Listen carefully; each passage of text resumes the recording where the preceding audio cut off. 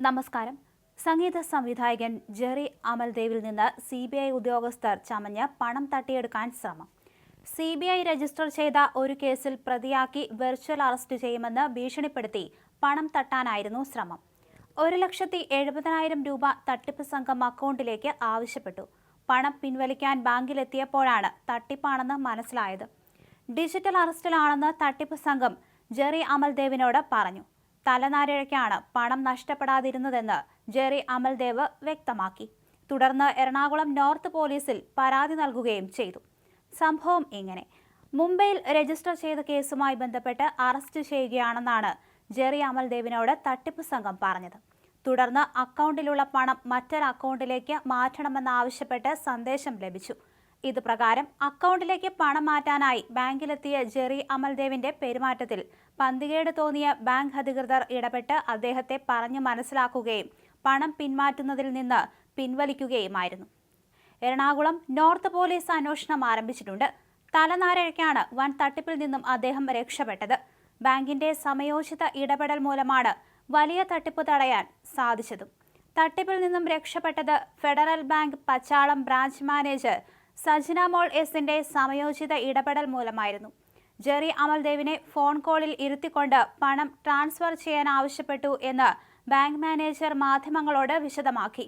തട്ടിപ്പുകാർ ആവശ്യപ്പെട്ടത് 2 ലക്ഷം രൂപയായിരുന്നുവെന്നും മുംബൈ ആസ്ഥാനമായ ജനതാ സേവ എന്ന സ്വകാര്യ ബാങ്കിലെ അക്കൗണ്ടിലേക്കാണ് പണം ട്രാൻസ്ഫർ ചെയ്യാൻ ആവശ്യപ്പെട്ടത് എന്ന് മാനേജർ പറയുന്നു. തട്ടിപ്പുകാരുമായി കോൾ കണക്ട് ആയതുകൊണ്ട് പേപ്പറിൽ എഴുതിയാണ് ജെറി അമൽദേവിനെ കാര്യത്തിന്റെ ഗൗരവം മനസ്സിലാക്കിച്ചത്. ജെറി അമൽദേവിനെ തന്റെ അക്കൗണ്ടിൽ നിന്ന് പണം ഉടൻ തന്നെ മറ്റൊരു കറന്റ് അക്കൗണ്ടിലേക്ക് മാറ്റണമെന്ന സന്ദേശം ലഭിച്ചിരുന്നു. തട്ടിപ്പുകാരുമായി ഹെഡ്ഫോണിൽ സംസാരിച്ചാണ് ജെറി അമൽദേവ് ബ്രാഞ്ച് ഓഫീസിലെത്തിയത്. ബാങ്ക് മാനേജർക്ക് പെരുമാറ്റത്തിൽ സംശയം തോന്നി. ജെറി കോൾ വിച്ഛേദിച്ചു കഴിഞ്ഞാൽ തുടർ നടപടികളുമായി മുന്നോട്ട് പോകാമെന്ന് സജ്നമോൾ പറഞ്ഞപ്പോൾ തനിക്ക് കഴിയില്ലെന്ന് ജെറി പറഞ്ഞു. ഇത് തട്ടിപ്പായിരിക്കുമെന്ന് സജ്നമോൾ ഒരു പേപ്പറിൽ എഴുതി. പണം കൈമാറാൻ ജെറി തീരുമാനിച്ചു. തട്ടിപ്പുകാർ നൽകിയ അക്കൗണ്ട് നമ്പർ പരിശോധിച്ചപ്പോൾ മാനേജർ ഞെട്ടി. ഡൽഹി മുഖ്യനഗറിലെ SBI ശാഖയിൽ ജനതാ സേവ എന്ന പേരിലുള്ള അക്കൗണ്ടായിരുന്നു അത്. തുടർന്ന് സജ്ന തന്റെ സുഹൃത്തായ എറണാകുളം സെൻട്രൽ സ്റ്റേഷനിലെ പ്രിൻസിപ്പൽ SI അനൂപ് ചാക്കോയെ വിവരം അറിയിച്ചു. വിവരമറിഞ്ഞയുടൻ അപകടം മനസ്സിലാക്കിയ SI ഉചിതമായ നടപടി കൈക്കൊള്ളുകയായിരുന്നു. അതേസമയം വർദ്ധിച്ചു വരുന്ന ഓൺലൈൻ തട്ടിപ്പുകളെക്കുറിച്ച് ജാഗ്രത പാലിക്കണമെന്നാണ് പോലീസിന്റെ നിർദ്ദേശം. വ്യത്യസ്തമായ തന്ത്രങ്ങൾ ഉപയോഗിച്ചാണ് തട്ടിപ്പ് സംഘങ്ങൾ പ്രവർത്തിക്കുന്നത്. ചെറിയ കാലയളവിലേക്ക് ഉയർന്ന പലിശ ഈടാക്കി ജീവിതത്തെ പ്രതിസന്ധിയിലാക്കുന്ന ലോൺ ആപ്പുകൾക്കെതിരെ കർശന നടപടിയുമായി മുന്നോട്ടു പോവുകയാണ് പോലീസ്.